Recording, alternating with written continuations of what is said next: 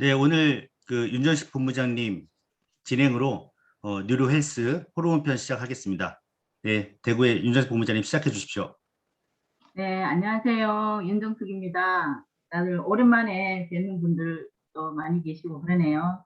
이렇게 뭐 화면으로 뵙게 돼서 어쨌든 화면으로 뵙게 돼서 반갑습니다. 기적을 만드는 누로헬스, 우리 몸의 수면 지배자 호르몬, 오늘 제가 강의해야 될 내용인 것 같고요. 호르몬에 대해서 한번 설명해 보도록 하겠습니다. 자, 뇌를 통해서 몸이 연결이 돼 있다. 이거는 모르는 분들이 아무도 없을 것 같아요. 다 아시죠? 그래서 그럼 뇌를 통해서 몸이 어떻게 연결이 돼 있느냐, 이게 중요한 거죠. 그래서 뇌와 몸은 여기 보시면 자율신경계와 호르몬이라는 것을 통해서 피드백하고 서로 기량작용, 서로가 작용을 하면서 저희가 뇌를 통해서 몸이 연결이 돼 있고, 몸이 또 뇌에다가 신호를 보내주면 뇌가 그 신호를 받아가지고 또 우리가 몸을 관리할 수 있게끔 그렇게 내려옵니다. 그래서 자율신경계는 이제 우리가 뇌파 신호라고 얘기하는데 정기적 신호죠. 쉽게 얘기하면 생체 신호, 우리가 생명 신호인 겁니다. 저희 회사에서 지금 생명 신호를 다루고 있는 겁니다. 진짜 엄청난 거죠. 이게 뇌파 신호가 없다, 그 사람은 죽은 사람이니까.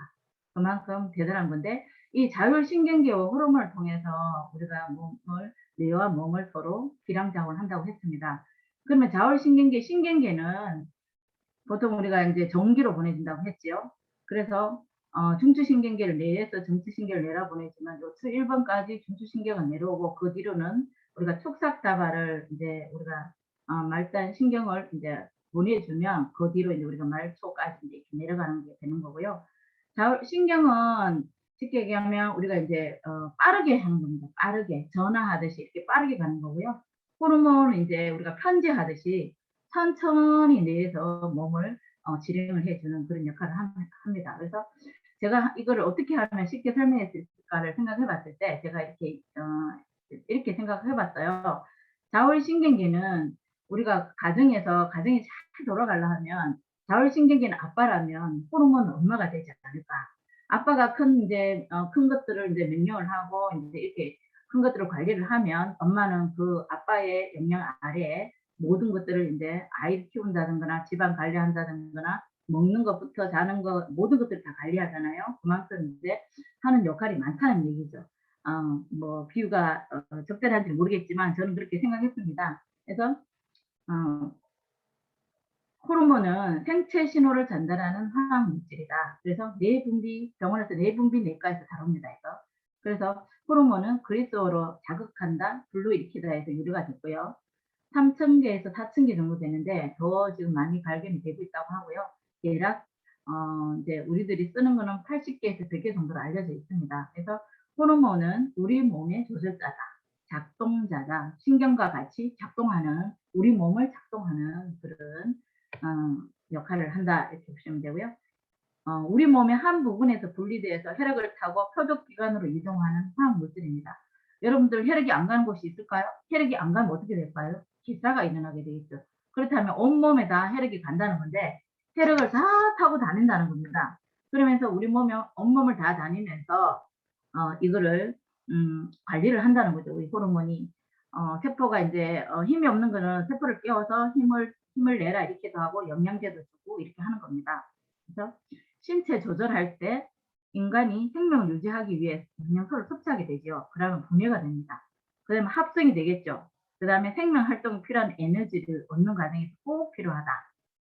그 다음 뇌분비, 여기서 뇌분비를 말씀드리기 전에 뇌분비도 한번 말씀드려보면요. 몸에서 만들어져서 분비액을 특정 분비관을 통해서 몸 밖으로 내보내는 분비샘을 말합니다. 바깥으로 내보낸다는 얘기죠. 그래서 우리가 땀이 들 수 있고, 그 다음 그 다음에 위에서 분비하는 거, 그 다음에 당에서 분비하는 소화샘이라든지, 그 다음에 남자가 분비하는 정액이라든지 여자가 분비하는 질분비액이, 이게 이제 뇌분비를 속하고요.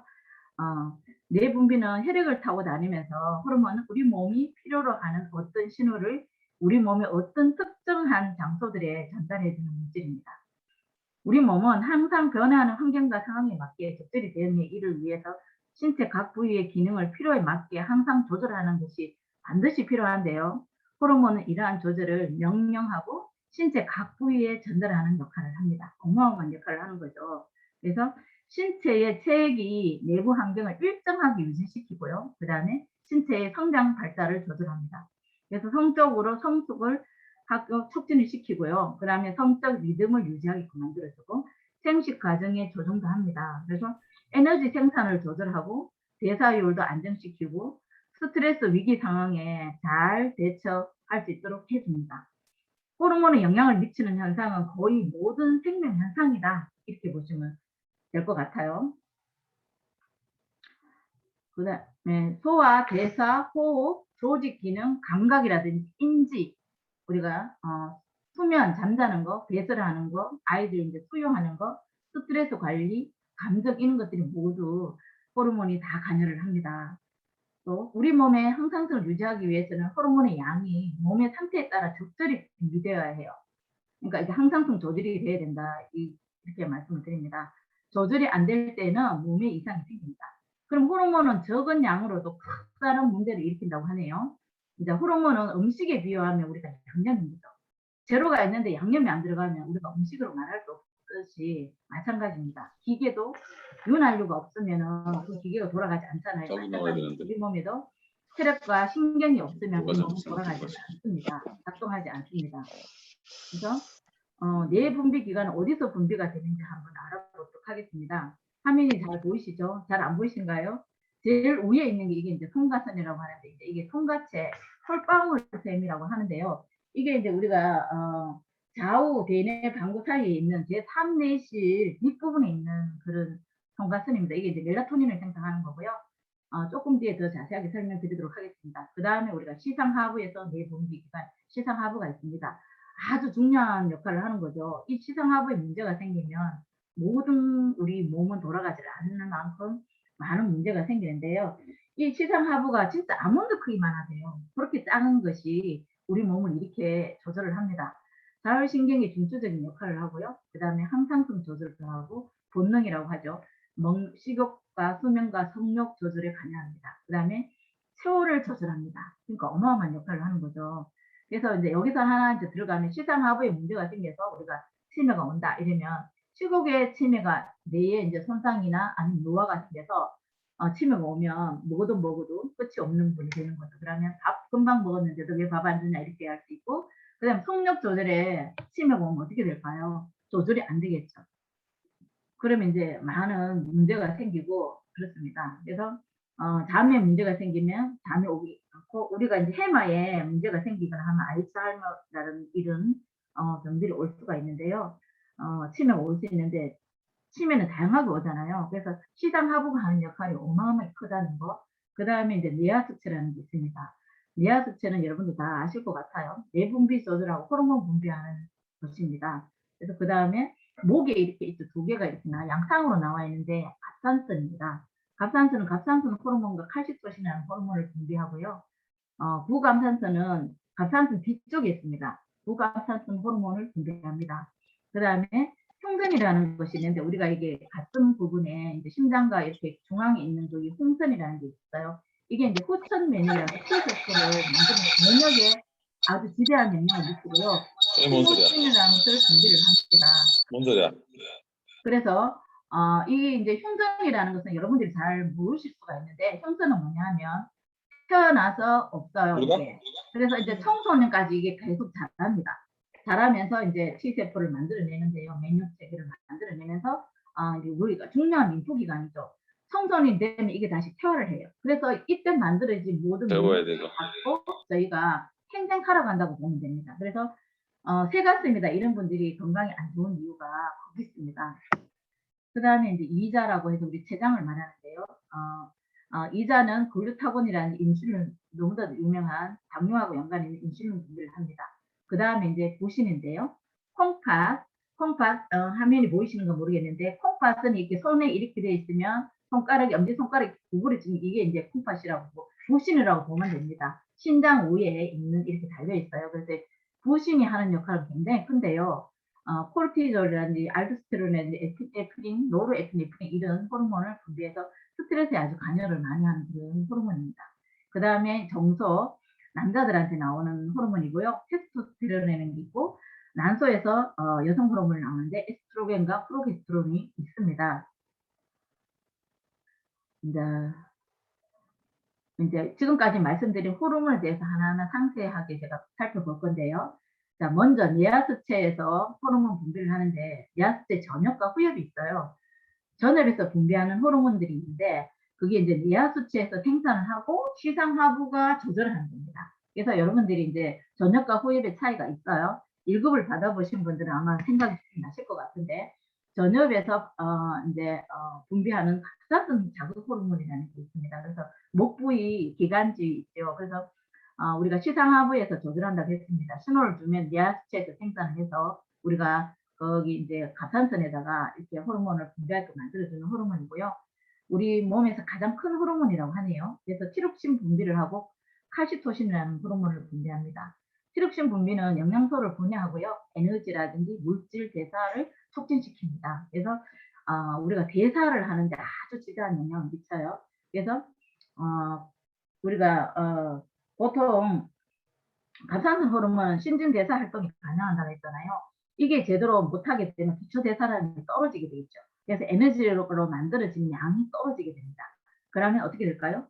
체지방은 에너지를 못 쓰니까 어때요? 체지방이 올라가게 되는 거죠. 그러면 수분은 쌓아놓기 하거든요. 그래서 우리 몸은 복부 비만과 뱃살이 많이 일어나는 겁니다. 그렇게 되면 점점 어떻게 돼요? 근육량은 감소하게 되고 코르티솔, 이제 스트레스를 받게 되겠죠. 그러면 코르티솔이라는 호르몬이 이제 나오게 되고 반응하게 됩니다.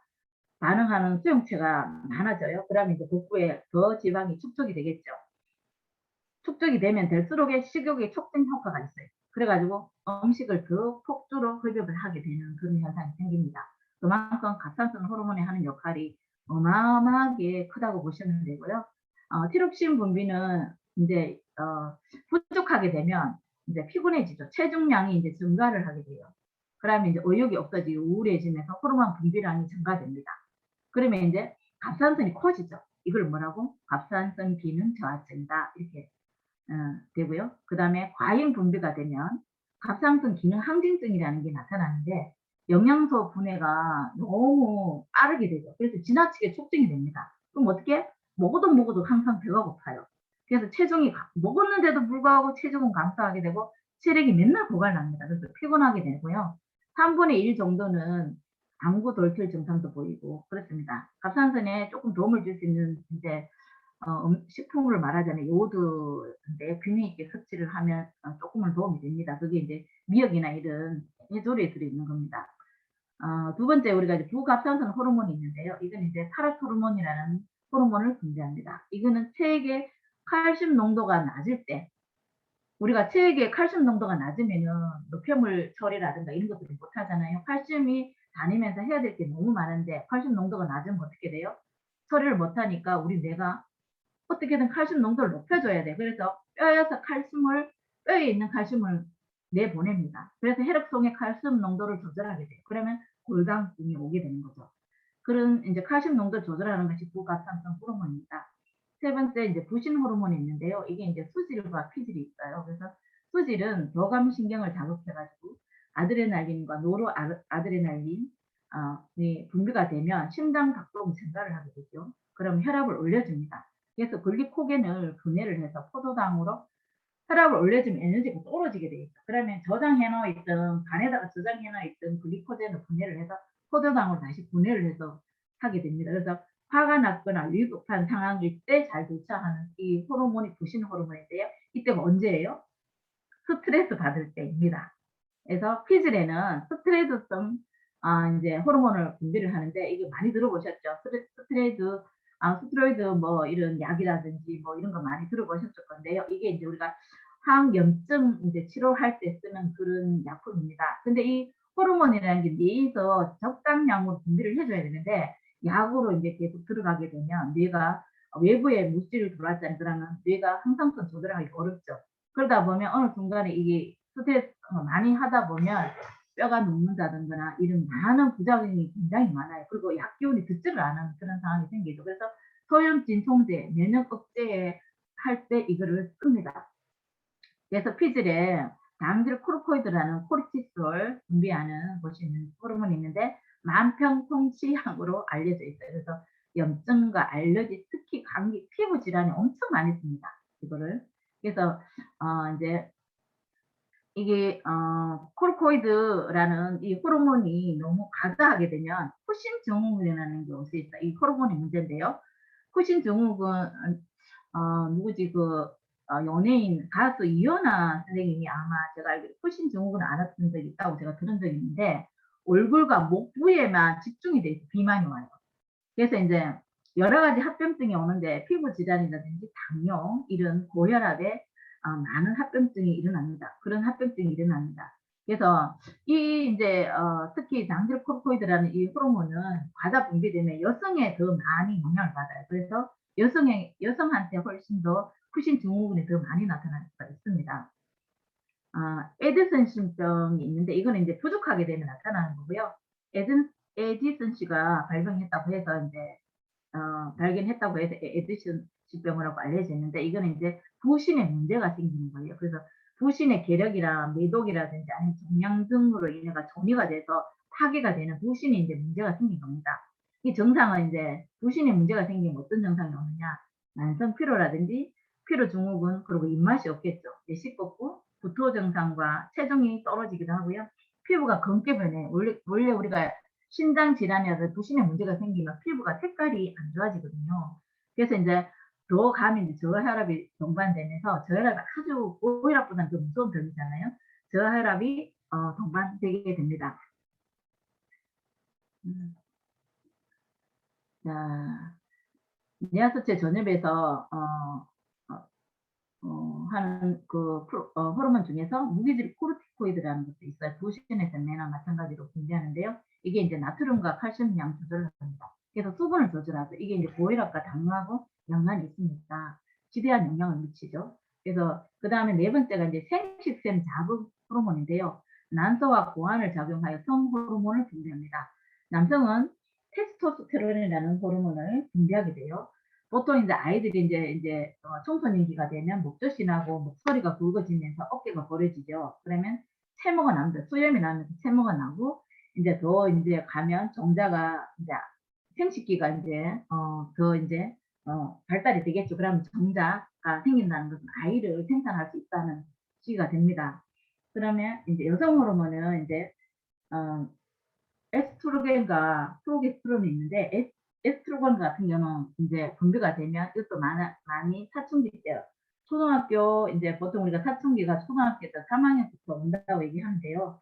가슴이 인제 커지면서 피하 지방이 늘리면서 인제 이게 몸매가 인제 곡선미가 인제 생기게 되겠죠. 그다음에 이제 자궁과 난자가 성숙해지고요.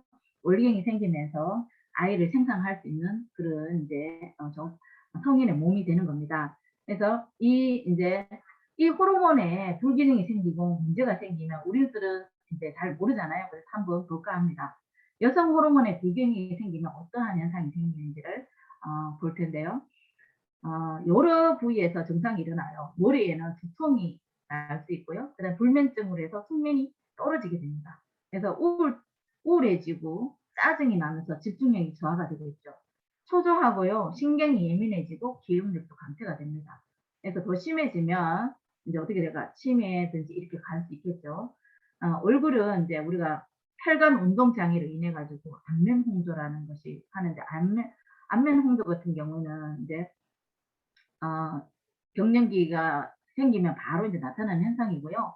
발한이라고 땀이 나죠. 갑자기 땀이 확 났다가 이러는 경우인데 이게 인제 물론 인제 호르몬의 문제로 인해서 시장 하부에서 인제 기능 저하로 인해서 있는 게 인제 우리가 온도를 감지하기가 어려워요. 그래서 인제 발한이 되는 겁니다. 그래서 불면증이 올 수가 있고요. 입에는 저희가 식욕부진, 입맛이 없거나 치아가 벌어지면서 저도 인제 요번에 공부하면서 알게 됐습니다. 치아가 나이가 들면 많이 벌어지잖아요. 이것도 호르몬하고 연관이 있다는 것을 제가 알게 됐는데요.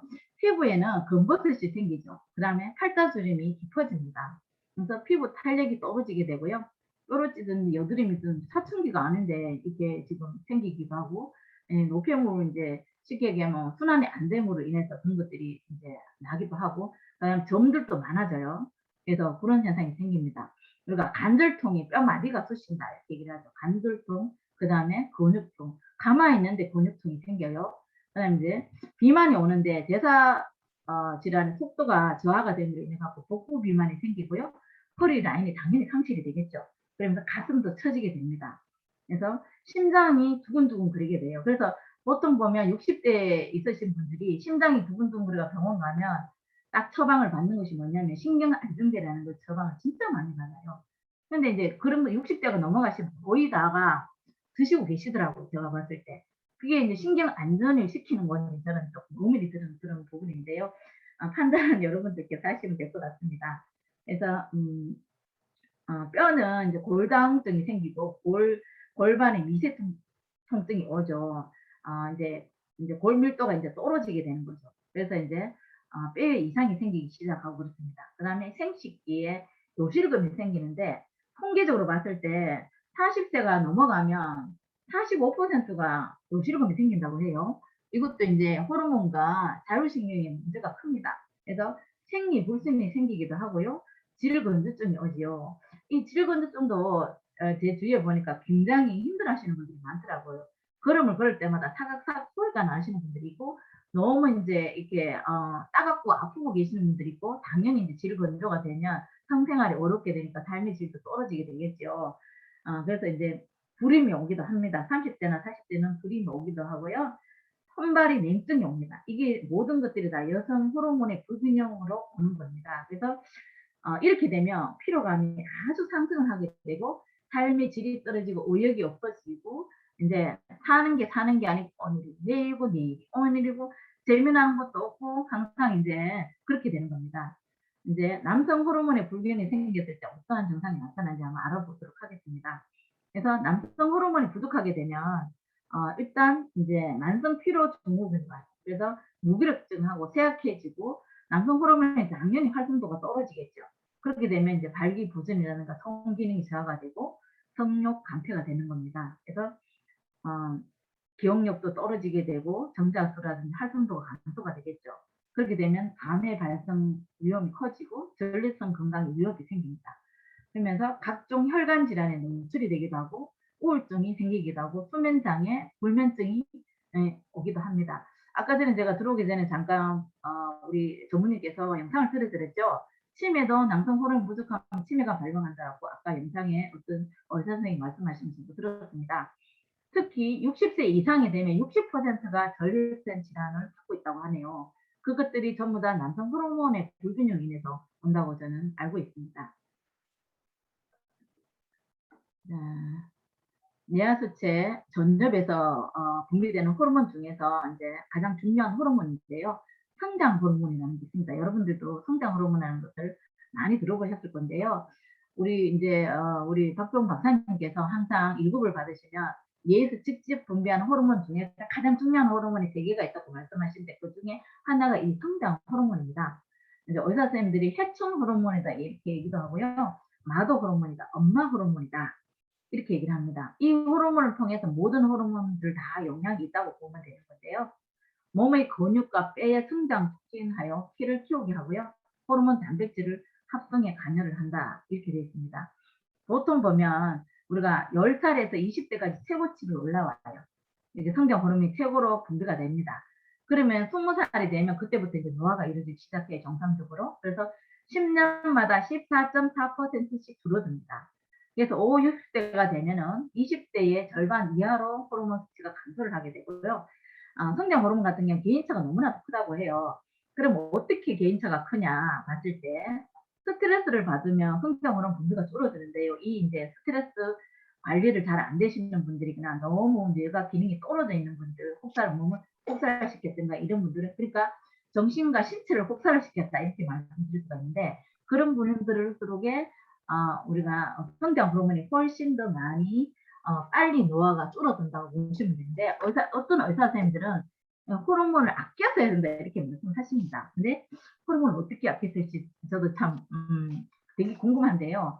저는 이제 그게 안 된다고 생각하는 사람 중에 한 사람입니다. 제 개인적인 소견이고요. 그래서 인제 근육 유지라든지 노화 방지 왜냐하면 단백질을 합성을 해요. 관여를 한다고요. 그래서 뇌 기능이 개선되고 근육이 형성이 되고 혈관이 탄력이 있어집니다. 그래서 인지 기능이 개선이 되고 골 밀도가 증가가 합니까? 당연히 골다공증 발생 위험도가 떨어지겠죠. 저 같은 경우에도 이 케이스가 되는데요. 제가 잠을 하루에 2시간밖에 안 잤던 사람이거든요. 그래서 성장 호르몬이 거의 안 나왔다고 보면 되고, 제가 20대에 난소 파열로 난소가 한쪽 없어요. 그래서 그런지 제가 이미 40대에 진짜 저는 죽을 만큼 힘든 적이 있었던 사람으로서 지금 이 자리에 있게 된 것도 제가 제 몸을 고치고자, 병원에서는 아무 도움이 안 돼서 제 몸을 좋게 하고자 제가 공부를 하다 보니까 오늘 이 자리에 서 있습니다. 이렇게 강의도 하게 되네요. 그래서 이 성장 호르몬은 하루 종일 설명해도 제가 다 못할 것 같은데요. 성장 호르몬 같은 경우 우리가 아무리 좋은 음식과 단백질을 섭취를 해도 단백질 합성이 가능을 한다고 했습니다. 호르몬이 분비가 안 되는 단백질 이게 합성이 안 돼요. 그래서 우리 몸이 머리카락과 우리가 보면 뼈와 근육과 모든 하다못해 우리가 이렇게 나오는 성분비물 이런 것도 모든 것들이 전부 다 단백질로 이루어져 있습니다. 그러면은 호르몬이 부족하게 되면 그 단백질은 합성이 안 되니까 머리카락도 못 만들고 뼈도 못 만들고 근육도 안 생기고 그렇게 되는 겁니다. 그래서 그만큼 성장 호르몬이 하는 역할이 커서 단백질 합성이 가능을 하는데요. 아무리 좋은 음식을 드셔도 성장 호르몬이 분비가 안 됐다 이러면은 그 몸에 축적이 될 수밖에 없는 상황으로 가면 갈 데가 없는 거죠. 그럼 어떻게 해요? 축적할 수밖에 없잖아요. 그래서 우리가 성장 호르몬을 하다 보면 하신 분들은 보면 이게 이제 근육이라는 게 생길 때 생기고 없어져야 할 때는 또 없어지고 이렇게 돼요. 그래서 사람들이 볼 때 살이 빠졌네 이렇게 얘기를 합니다. 근데 몸무게를 달아보면 절대로 안 빠집니다. 사람들이 너무 보기에는 살이 빠진 것처럼 보이는 거죠. 그 이유가 빠져야 될 때는 빠지는 거고 근육이 올라와야 될 때는 올려주는 그 덕분입니다. 성장 호르몬 열심히 해보신 분들은 아마 느끼실 것 같고요. 저희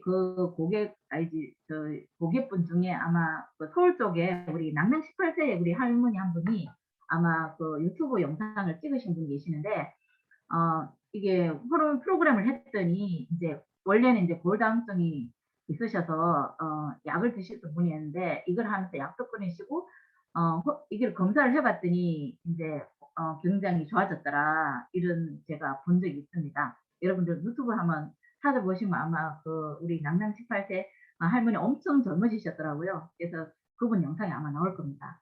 그래서 성장 호르몬이 저하가 되면 어렸을 때 저하가 되면 소인증이라고 하죠. 그러니까 키가 잘 안 자랍니다. 그래서 노화의 원인이 되기도 하고 소인증, 그러니까 요즘 이제 아이들이 이제 가장 걱정하는 게 뭐냐면 키잖아요. 키 성장하는 건데, 그래서 이제 호르몬 주사를 병원에서 엄청 많이 맞아요. 그것도 이제 득과 실이 있다고 얘기하는 분들도 계시고 괜찮다는 분들도 계시는데 제가 뭐라고 말씀드릴 건 아니고 굳이 이렇게 말이 있는 것을 거의 해도 될까 이런 생각이 저는 들고, 단지 우리가 성장 호르몬을 통해서 키를 키우면은 뇌가 스스로 알아서 필요한 만큼 딱딱 이제 분비를 하면서 성장 호르몬을 하다 보면 모든 뇌 기능이 올라오잖아요. 그러면은 몸이 건강해서 키가 커지는데, 사례는 우리 박사님의 말씀을 따지면 한 달에 뭐 10몇 cm 큰 친구들도 있었다 이렇게 저는 들었습니다. 어쨌든 한번 권해 보시면 좋을 것 같습니다. 그래서 돈도 그 호르몬 키 키우는 데 엄청 돈이 많이 들어가는 걸로 알고 있어요. 그러면서 또 한의원에 가서 약도 많이 몸이 건강해야 된다 이래서 한의원 가서 약도 많이 지어 먹고 뭐 이러는 걸로 알고 있는데요. 저희는 프로그램 179만 원 하나만 가지고 온 가족이 다 할 수 있는 무료 프로그램이 있습니다. 그래서 가다 분비가 되면 거인증이 되고, 어른들은 가다 분비되는 사람 거의 드물다고 제가 알고 있거든요. 근데 어른들이 이제 가다 분비가 되면 이제 말단 비대증이라고 해서 말초신경이 이제 퍼지는 그런 병으로 될 수 있습니다. 그래서 이제 적게 분비가 되면 소인증이고 키가 적어지는 거고, 아까 제가 따로 말씀을 드렸죠. 그래서 저하가 되면 노화의 원인이 됩니다. 주름이 많아져요. 제가 어디 나가면 솔직히 제가 자랑이 아니라 제가 원래 57입니다. 전국에 다 공부를 하네요, 제가. 그런데 저도 이제 젊게 보이는 줄은 잘 몰랐거든요. 근데 제 동창들을 만나보면 대박 알 수가 있어요. 제 동창들은 초등학교 동창 친구들을 한 번씩 만나는데, 만나면은 저는 거기에 비하면 진짜 젊습니다. 그래서 사람들이 그렇게 도대체 니는 왜 이렇게 늙지가 않느냐고 이렇게 얘기하는데 성장 호르몬의 덕분이라고 저는 생각합니다. 그래서 주름도 많이 없어져요. 단백질 합성을 하다 보면 주름 자체가 어차피 세포가 노화가 돼서 깨끗한 걸 보면 되거든요. 그래서 그만큼 세포가 더 활성화가 되기 때문에 주름도 없어진다, 좋아집니다. 그래서 그 다음에 노화의 원인이 되고 복부 비난, 근육이 감소되고 아까 설명드렸고 그 다음에 심리적으로 불안증이 오게 됩니다. 그래서 심혈관 질환을 해서 우리 혈압과 상관이 있는 고혈압과 당뇨, 심근경색 모든 이런 것들이 기능이 이제 떨어지니까 이제 이런 게 올 수가 있는데 기억력 감퇴 당연히 되겠죠. 그렇게 되면 이제 삶의 질이 떨어지니까 무기력증이 증가하게 되는데요. 이게 이제 모든 것들이 우리가 장기들이 다 어떻게 뭘로 이루어져 있어요? 근육으로 이루어져 있습니다. 위장도 근육으로 이루어져 있고 심장도 근육으로 이루어져 있죠. 그래서 성장 호르몬이 부족해서 단백질 합성이 잘 안 되면 위벽도 얇아지죠. 그래서 오는 병이 뭐예요? 나이가 50대가 넘어가면 거의 다 위축성 위염이라는 것들이 다 있습니다. 그래서 위축성 위염은 위벽이 얇아지는 병인데요. 위가 단백질이 합성이 잘해서 위가 젊었을 때만큼 튼튼하고 이러면은 음식물이 들어갔을 때 힘이 있겠죠.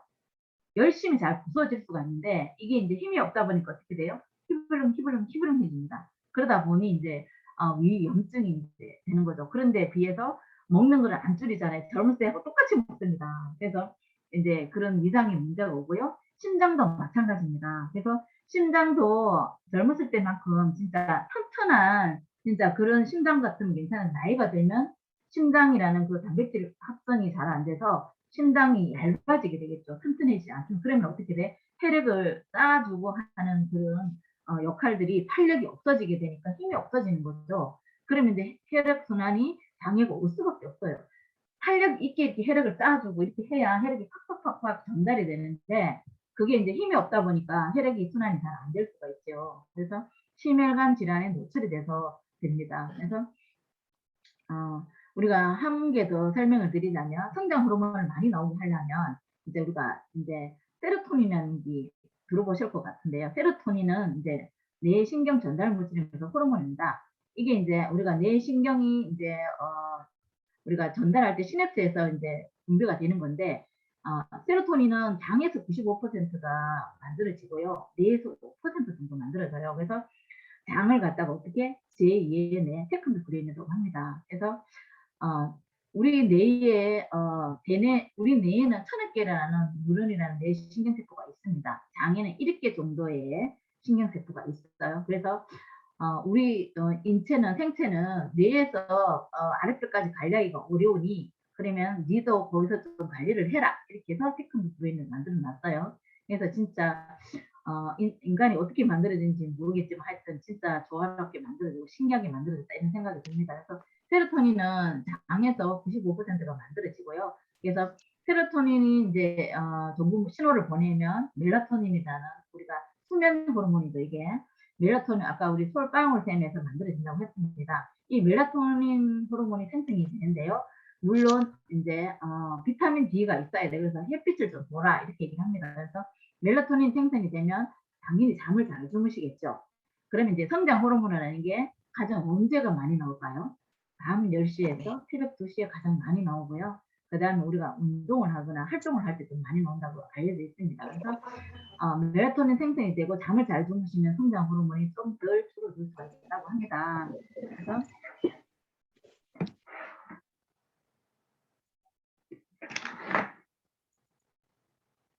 뇌하수체 이제 후엽에 가서 후엽에서 분비되는 호르몬에 대해서 제가 말씀드리겠습니다.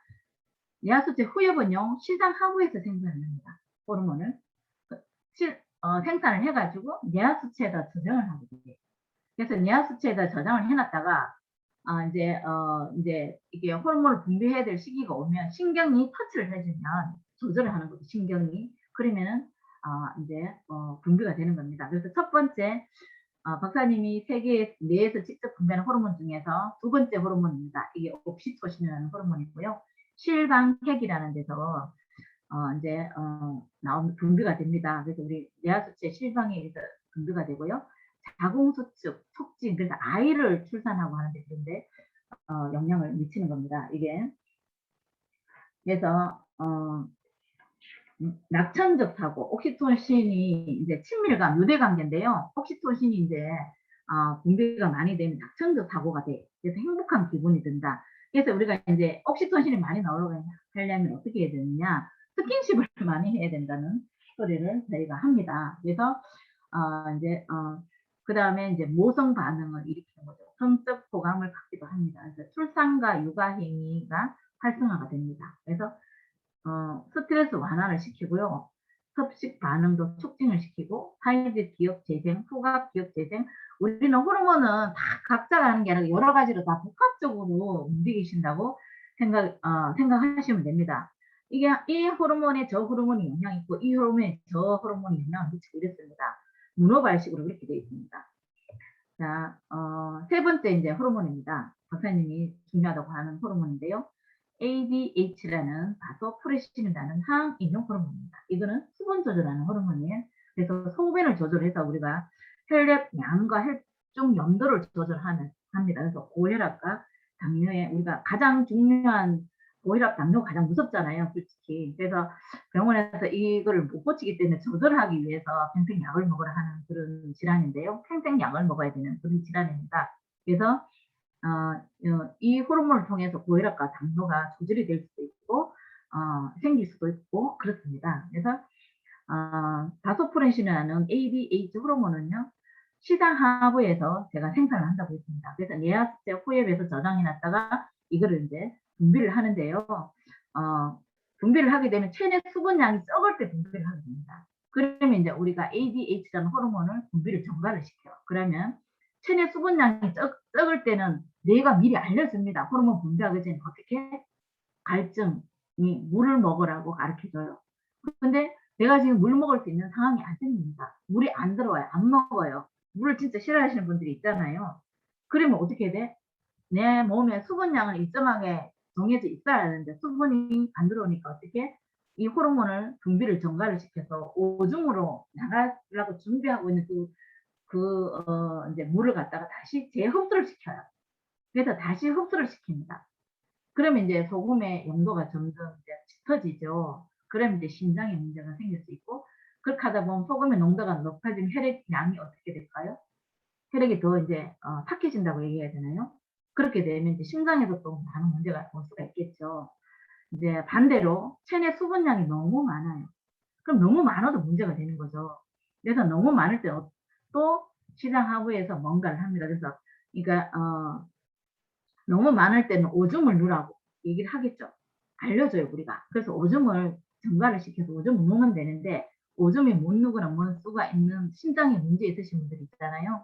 이런 분들이 큰 문제가 되겠죠. 그래서 이제 그런 분들은 이미 이제 바소프레신 항인용 호르몬에 지금 문제가 생기신 분이라고 보면 되고, 체내 수분이 많으면 무조건 오줌을 증가시켜서 우리 뇌가 알려줘요. 오줌을 많이 누라 이렇게 알려줍니다. 그래서 이게 이제 요금증 치료에 이제 당뇨 있으신 분들이 요금증이 많은데 이 요금증 만약 수분이 많아서 오줌을 자주 놓는 사람을 요금증이라고 하는데요.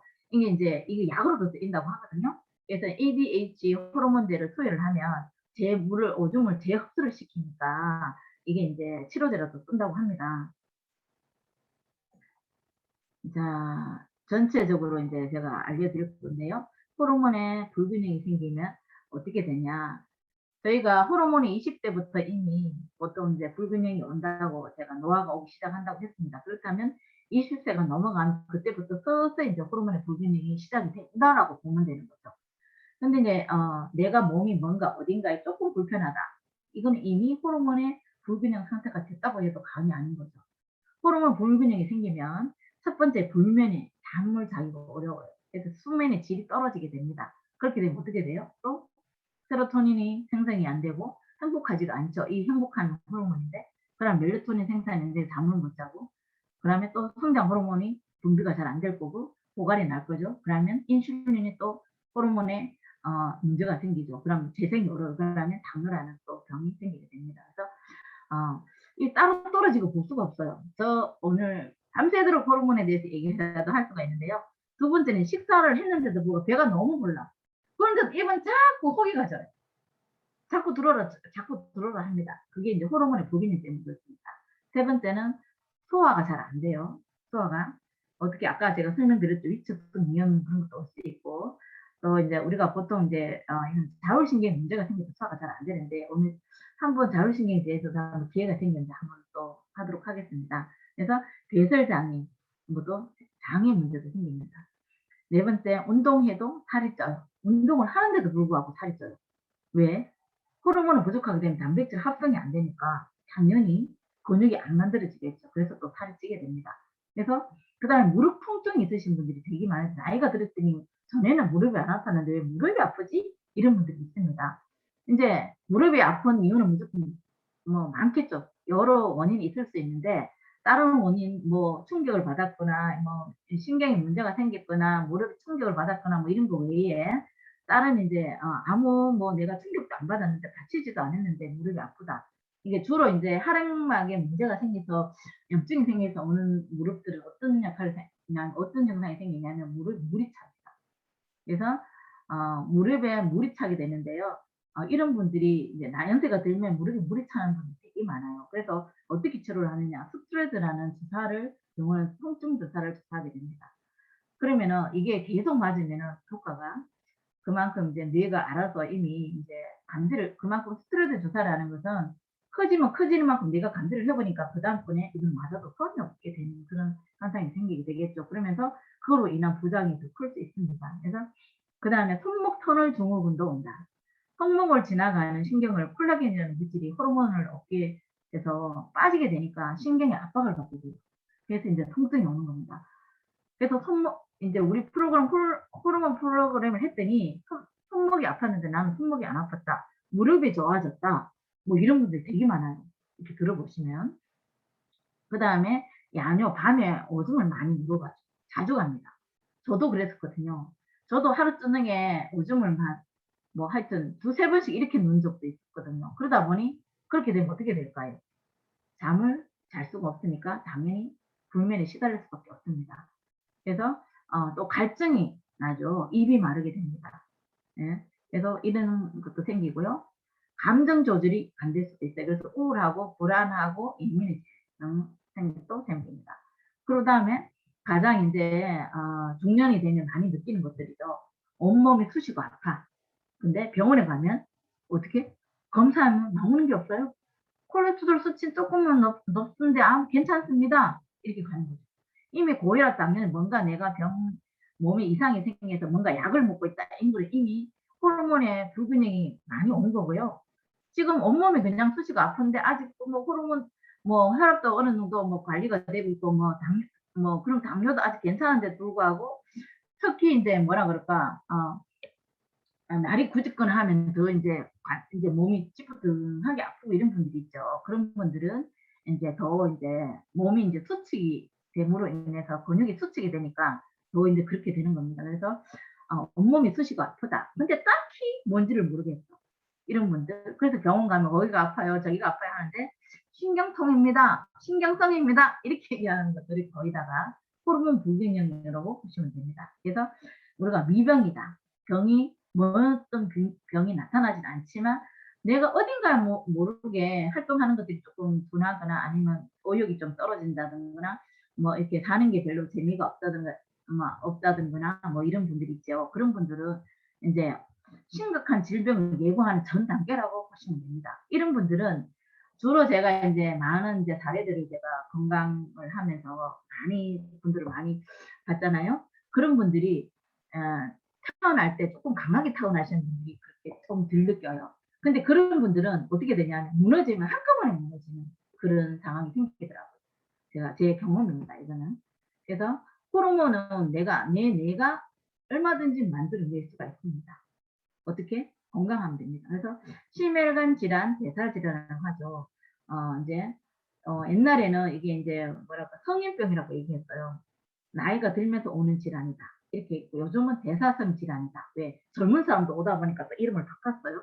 대사성 질환이다. 이렇게 얘기해서 주로 인제 꼽히는 것들이 인제 심근경색이나 당뇨나 고혈압이나 뭐 이런 그런 인제 분들이 이제 있는데요. 그런 분들이 인제 오늘 호르몬의 문제가 크다.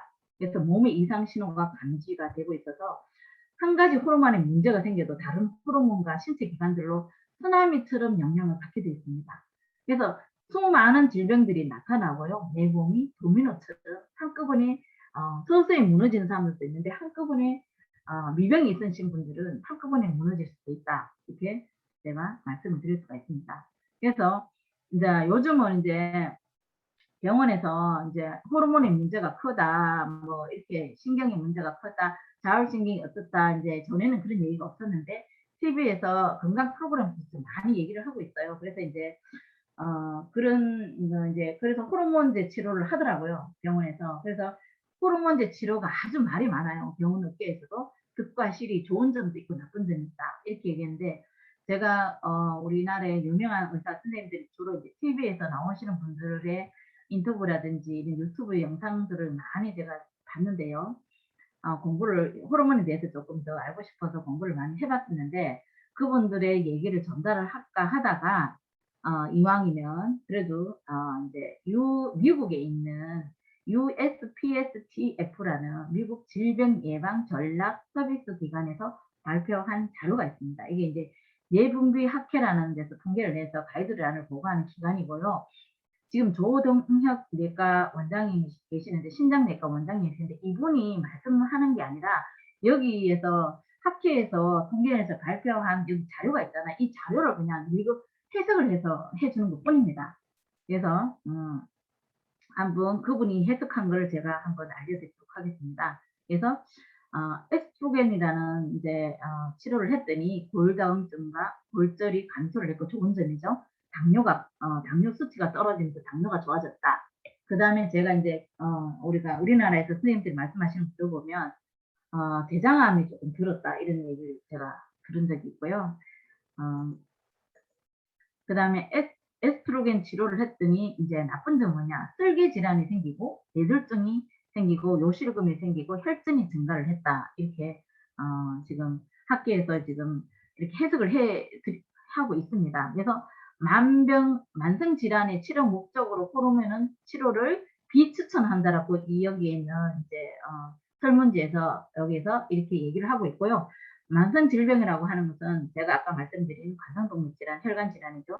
심혈관 질환 우리가 뭐 신경경색이나 지금 저희 대구에도 지금 한 분이 지금 협심증으로 지금 내원해 가지고 협심증으로 인해서 불안증까지 오셔서 지금 공황장애 이런 까지 다 앓고 계시는 분이 한 분 계시는데요.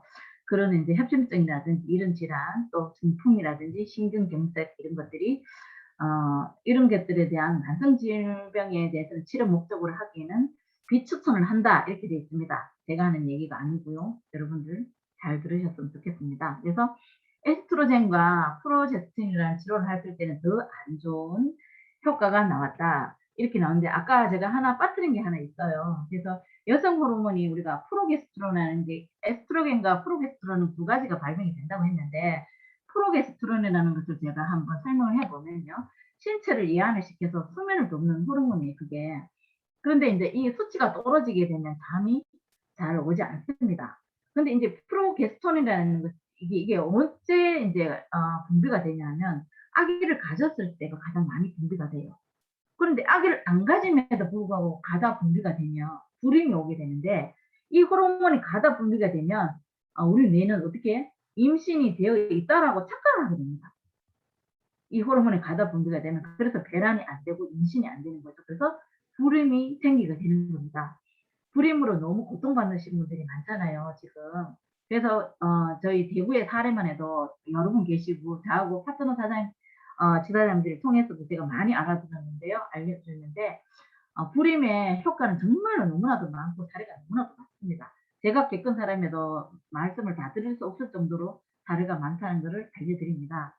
그래서 호르몬제 치료의 득가실이 또 인제 외국 거만 하니까 좀 그래서 제가 이음 여성 한의원 원장님이신데 이거 한의원 원장님이십니다. 그래서 정우성 대표 원장님이신 영상에 올려놓은 것을 제가 사진을 찍어서 이렇게 올렸습니다. 호르몬제의 부작용은 유방암과 자궁 내방암 등 암 발생률이 높다 이렇게 되어 있습니다. 그래서 혈전 증상이 유발되고요. 대체 호르몬 분비 능력을 감소한다 이렇게 되는데 에스트로겐과 비슷한 역할을 할 수 있는 다른 호르몬을 인제 만약에 여성 호르몬이 부족하게 되면 다른 호르몬을 뇌가 알아서 또 분비를 해 준다고 이 원장님은 말씀을 드리고 있는 거고요. 인제 전립선 비대증이라든지 암 유발, 암의 성장 촉진을 이게 시킨다고 나오는데요. 가족력이 의사 선생님들도 제가 우리나라의 의사 선생님들이 많은 영상을 제가 듣고 봤다고 했잖아요. 그분도 하시는 말씀들이 인제 호르몬 치료를 할 때는 인제 어떻게 해야 되느냐.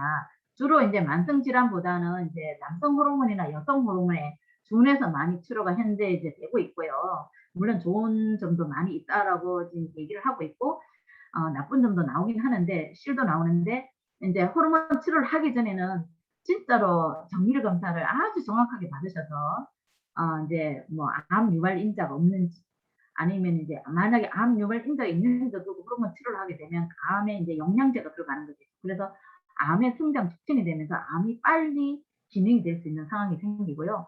그다음 혈전이 있는지 없는지를 봐야 됩니다. 그래서 내가 혈액순환이 잘 되는지 안 되는지를 잘 감지를 해 줘서 인제 그런 분들에 한해서 인제 치료를 해야 되는데 혈전이 이만큼 인제 그런 이제 문제가 생길 수 있는 사람들이 어떤 사람들인가 보면 주로 인제 충격을 받으신 분들이에요. 그러면 어떻게?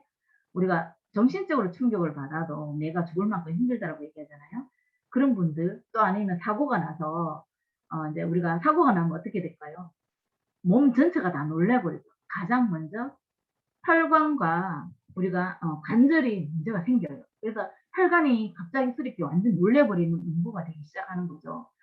그렇게 돼서 그런 사고의 경험이 있는지 없는지 이런 것들을 봐야 됩니다. 그래서 그런 분들이 뇌졸중에 올 확률이 더 높은 거죠. 그런 게 있는지 없는지, 특히 또 가족력이 있는지 없는지. 가족력이 있는 분들은 이 호르몬 치료를 인제 권하지 않는다고 선생님들이 말씀하시고요. 그다음에 이제 호르몬 이 치료를 했을 때 그러면 보통 인제 얼마만큼 해야 되느냐 인제 이게 인제 저긴데요. 보통 이제 우리 여성에만 제가 얘기했을 때 우리가 갱년기가 45 세부터 40대 후반부터 50대 초반으로 갱년기가 많이 이제 나온다고 돼 있어요. 근데 이제 증상이 나오는데 그때 인제 보통 평균 나이로 봤을 때 우리가 51 세로 지금 나오고 있더라고요, 제가 통계를 내 보니까. 그러면 이 호르몬제를 얼마만큼 먹어야 되느냐. 길게 먹으면 또 인제 부작용이 발생할 위험도가 높다고 했는데 의사 선생님 어떤 분은 6-7 년이고 7-8 년이고 어떤 분은 10년 정도를 보고 있어요. 그렇다면 50 세가 넘어가서 호르몬제 치료를 했을 때 그다음에 60 세가 넘어가면 호르몬제 치료를 중단을 해야 되는 시기가 오는데 그때 제가 인제 호르몬 치료를 하신 분들의 인제 그 인제 인터뷰한 거 또 인제 이렇게 문자 보낸 거 사례 다른 거 이런 걸 읽어 봤을 때 호르몬 치료를 하고 난 다음에 인제 그만해야 돼 싶어 끊었더니 처음에보다 훨씬 더 몸이 힘들고 완전 사람이 폭삭 늙어버리고 더 많은 "힘들었다. 진짜 버티기가 힘들다." 할 정도로 그렇게 됐다는 분들도 계시고 인제 인제 이 득가실 때문에 호르몬제를 복용하다가 또 안 복용하다가 복용하다 안 복용하다 이런 분들이 있는데 이런 분들은 더 위험도를 높인다고 하더라고요. 그래서 인제 갱년기 장애가 오면 바로 복용을 해서 한 10년 정도 먹고 그 뒤로는 인제 해야 되는데 어떤 분들은 또 이렇게도 설명하시더라고요. 어떤 분들은 당연히 이제 내 노화로 인해서 오는 부분은 인간이 다 겪어야 될 부분인데 이거를 그러면 내 뇌가 알아서 할 때까지 내가 좀 힘들지만 참아 보자, 적응할 때까지. 그럼 몇 년을 기다렸더니 인제 증상이 쪼끔씩 이제 완화가 되면서 인제 물론 완전히는 아니지만 젊었을 때만큼은 어느 정도 견딜 만하다 이런 분들도 계시더라고요. 그래서 사례에 대한 부분과 인제 득과실에 대한 부분은 이걸로 마치고요. 이걸 고민할 이유가 없습니다, 여러분들. 그렇지요? 왜요? 누로 피드백으로 뇌 운동을 하면 됩니다. 부작용은 1도 없습니다. 그래서 뇌 훈련 우리가 누리헬스로 호르몬을 관리하시면 됩니다. 이거는 부작용 걱정할 일이 없어 아주 간단합니다. 머리띠만 딱 메고 있으면 저희는 호르몬 관리를 할 수가 있습니다. 그래서 저희가 인제 호르몬에 관여되는 우리 뇌 프로그램 중에서 인제 여러 가지가 있는데요. 우리가 뇌건강 1 단계, 2 단계 프로그램 우리 부院장님께서 워낙에 말씀을 많이 하셔서 오늘은 제가 성장 호르몬과 호르몬 밸런스라는 프로그램에 대해서 좀 설명을 드리도록 하겠습니다. 시간이 지금 9 시가 다 돼서 빨리 끝내도록 할게요. 그래서 누르 피드백 원리에 의해서 성장과 관련된 뇌 기능, 신경망을 발달시키고요. 뇌 세포들을 활성화시켜서 성장 관련 신경계를 작업하고 성장 호르몬은 완활한 분비를 촉진하여서 성장판을 자극하여 성장하도록 합니다. 그래서 키 키우는데 아주 아주 키가 키우는데 아주 좋습니다. 그래서 성장판은 뼈와 연골의 성장 촉진을 하게 되죠. 그다음 지방 분해를 하게 되면서 단백질 합성이 되고, 그다음 인슐린, 성호르몬, 갑산 호르몬, 성장 호르몬과 밀접한 관계가 있잖아요. 그래서 성장에 지대한 영향을 주게 됩니다.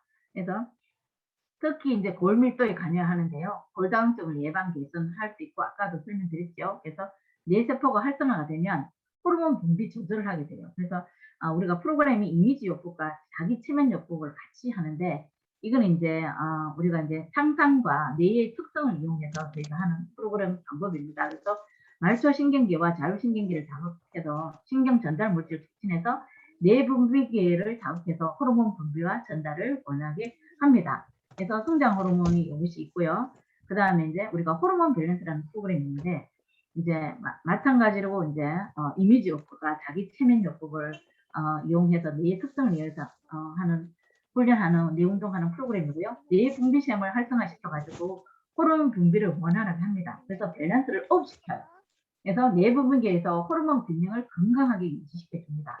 그래서 뇌 부분계에서 병리 현상이 일어나는데, 그게 어떤 걸 봤더니 호르몬의 가다분, 호르몬의 결핍, 또 비정상 반응 때문에 나타나는 걸로 이제 호르몬의 병리 현상이 일어나는데요.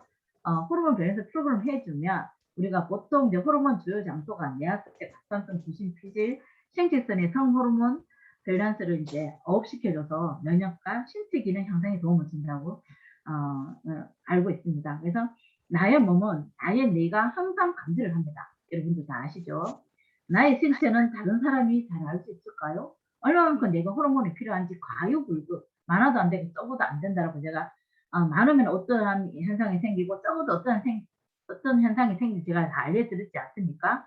그래서 나의 신체는 다른 사람이 잘 알 수 있을까요? 특히나 뇌를. 그렇지, 잘 모릅니다. 그래서 나의 몸은 나의 뇌가 가장 잘 알고 있습니다. 나의 몸은 나의 뇌에 맡겨야 되지 않을까요? 나의 뇌 기능을 훈련을 통해서 뇌 기능을 업그레이드 시켜야 합니다.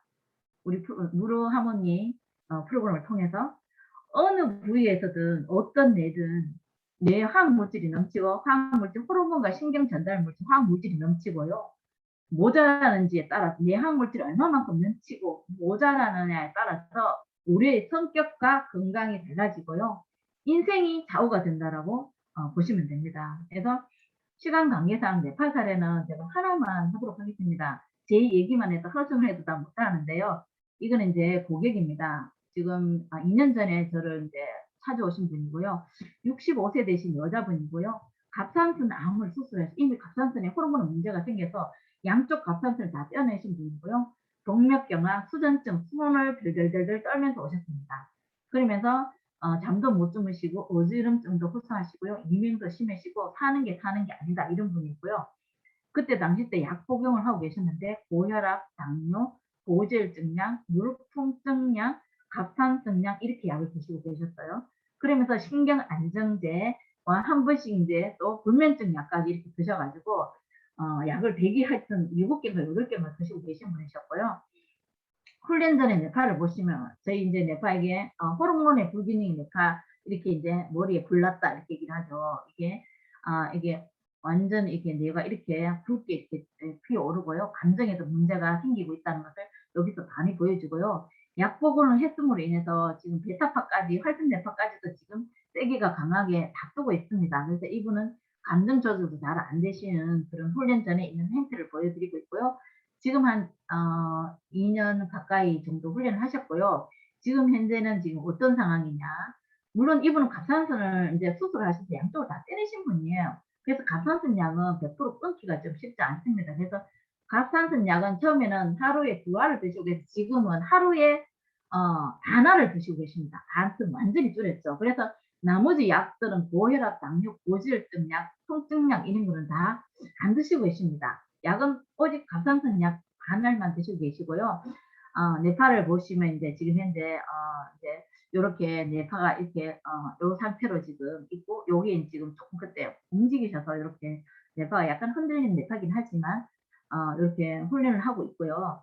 지금 이제 수전증이 이제 이미 이분은 수술을 통해서 칼로 내려오는 신경에 이제 그 수술을 이어서 부작용으로 이제 신경을 건드린 상태였어요. 그래서 수전증이 지금 굉장히 좀 심하게 오신 분인데요. 아직도 수전증은 이제 어 처음에 좀 개선이 됐어요, 복이. 근데 지금은 또 개선이 안 되고 또 처음에만큼은 아니지만 또 쪼끔은 개선된 만큼보다는 쪼끔 더 이제 보기엔 쪼끔 더 뜨시고요. 우리 훈련이 계단식으로 좋아진다고 했잖아요. 그래서 인제 좀 좋아지고 쪼끔 또 안 좋아졌다가 또 좋아지고 이런 상황으로 가기 때문에 저는 이게 다 호전으로 온다고 드리고 있고요. 이분이 지금 현재 무릎도 괜찮으시고 이명도 없어지시고요. 어지럼증은 인제 좀 있으셨는데 그게 인제 뇌 기능이 떨어지고 이제 영양 불균형으로 그분이 인제 절 쪽에 계시는 분이라 단백질을 전혀 안 드시는 분이세요. 그래서 그런 분이셔서 에너지가 너무 체력이 떨어져서 그래서 제가 체력 보강하는 뭔가를 인제 안내를 해 드렸더니 그분은 그걸 드시고 나서부터 지금 빨리 지금 더 좋아지고 있는 상태입니다. 그래서 그분이 항상 하시는 말씀 "아이고 본부장님을 안 만나서 제가 어떻게 살았을까요? 돈은 돈대로 내쓰고 내 몸은 내 몸대로 가려고 자신이 없어서 살아야 되는지 죽어야 되는지 진짜로 뛰내려야 되는지 하루에도 12번 정도 생각하시는 그런 분이셨습니다. 그래서 저는 진짜 그분이 좋아지셔서 너무 진짜 감사드리고요. 그런 말씀 전화할 때마다 맨날 저 듣고 살아서 저는 이 페라토스라는 회사에 우리 지금 전무님을 통해서 들어왔는데요. 너무 감사하고 우리 이 프로그램을 개발하게 하시는 우리 대표님, 박사님 진짜 세계적으로 하나밖에 없는 분이고 제가 아마 인제 그 건강 쪽으로 뭔가 공부를 안 했더라면 신체적인 공부를 안 했다면 이 프로그램이 얼마나 대단한지 몰랐겠죠. 하지만 저는 이 프로그램이 너무나도 대단한 걸 알았고요. 제가 또 몸에서 다 느껴봤습니다. 호르몬 밸런스를 하다 보면은 인제 뭔가 가슴에서 뭉클하고요. 배에서 저는 찬바람이 술술술 나가더니 어느 순간에 배가 난로를 껴안고 난로를 쬐고 있는 것처럼 저쪽에서 난로를 배에 붙이고 있는 것처럼 그만큼 몸이 따뜻해지고요. 항상 따뜻하는 걸 진짜 손발이 너무 따뜻하고 느낍니다. 그리고 하나 지금 이제 코로나 때문에 다들 힘드시잖아요. 제가 코로나 예방 접종을 많이 하셨을 것 같습니다. 근데 코로나 예방 접종을 제가 저도 어제 인제 2차 접종을 했어요. 그랬더니 인제 1 차를 했을 때는 아무 반응이 없어요, 증상이. 아무렇지도 않았습니다. 근데 사람들이 인제 1차 때도 힘들다는 분도 계시고 2 차에 더 힘들다. 주로 인제 저는 인제 화이자를 맞았는데 화이자를 맞으신 분들 통계에 의하면 보통 한 3-4일 정도 생몸살을 앓았다 하시는 분들이 되게 많았어요. 어지럽고 막 이런 분들이 많았는데 저는 인제 이 호르몬 인제 프로그램을 하다 보면 순환이 잘 되는 거죠. 그러다 보니까 아무 증상이 없습니다, 솔직히 말해서. 저도 안 그래도 사실은 쪼끔 걱정을 했어요. 어제 맞고 왔기 때문에. 그래서 '오늘의 컨디션이 좀 떨어지면 어떡할까.' 이런 생각을 했었는데 그렇지 않고요. 제가 이제 강의를 하고 있잖아요. 여러분들이 보시기에 제가 컨디션 이상이 있어 보입니까? 그렇지 않습니다. 저는 진짜 너무 대단하고요. 저희 아들이 코로나에 발병을 했는데도 불구하고 스스로 인제 어느 면역이 이제 이겨내는 바람에 어 코로나 검사를 하루는 양성, 하루는 음성, 하루는 양성, 하루는 음성 이런 식으로 해서 진짜로 근 한 달, 2달 정도를 코로나 검사를 진짜로 했었는데요. 그게 나중에 인제 "왜 그러냐?" 의사 선생님들한테 물어봤더니 진짜 보건소에 있을 때는 보건소를 못 믿겠다 해서 진짜 우리 영대병원에 정말 한 번 검사는 돈 10만 원 정도 드는데요. 그 검사를 영대병원 가서 계속 했었어요. 근데도 불구하고 "이거 왜 이렇게 영대병원에서 그렇게 나오는 거야. 왜 그러냐?" 했더니 코로나 균이 들어왔는데 이겨냈다는 거예요. 그래서 우리 아들이 이 훈련을 진짜 열심히 하는데 "엄마 만약에 내가 이게 안 이겨냈다." 이게 말이 안 되는 거라고. 지가 속으로는 이거를 한번 시험을 해 보고 싶었대요. 그래서 더 인제 우리 프로그램을 더 맹신하게 되는 진짜로 좋아하게 되고요. 우리 아들 같은 경우 진짜 지금 이제 30 살인데 이 프로그램에 아무것도 안 보고 프로그램 하나만 보고 저희 회사에 지금 장애 주식을 지금 거래를 하잖아요. 인제 내년에 이제 주식 상장하려고 저희가 준비하고 있어서 장애 주식을 우리 고객들 사업자들한테 여기다 투자자를 모집했는데 우리 아들이 여기다 투자를 했습니다. 그래서 어 진짜 이거는 제가 말로서 다 할 수 없는 전달할 수도 없는 진짜 프로그램입니다. 여러분들 열심히 하셔서 본인이 건강해지시고요. 또 주위 사람들한테 많이 알려서 많은 우리 주위 사람들이 건강해졌으면 좋겠습니다. 예. 긴 시간 동안요 들어주셔서 너무 감사드립니다. 다음에 또 한번 기회가 되면 또 같이 한번 뵙도록 하겠습니다. 감사합니다. 네, 수고했습니다. 그리고 들어주신 50여 명의 분들도 정말 수고 많으셨습니다. 네, 편안한 밤 되시고요. 다음 주 화요일 날, 목요일 날 또 뵙겠습니다. 네, 수고했습니다. 자료는 단톡방에 제가 공유를 하겠습니다. 네. 네, 들어가십시오. 윤 본부장님 화이팅! 감사합니다. 수고하셨습니다. 감사합니다. 수고하셨습니다. 감사합니다.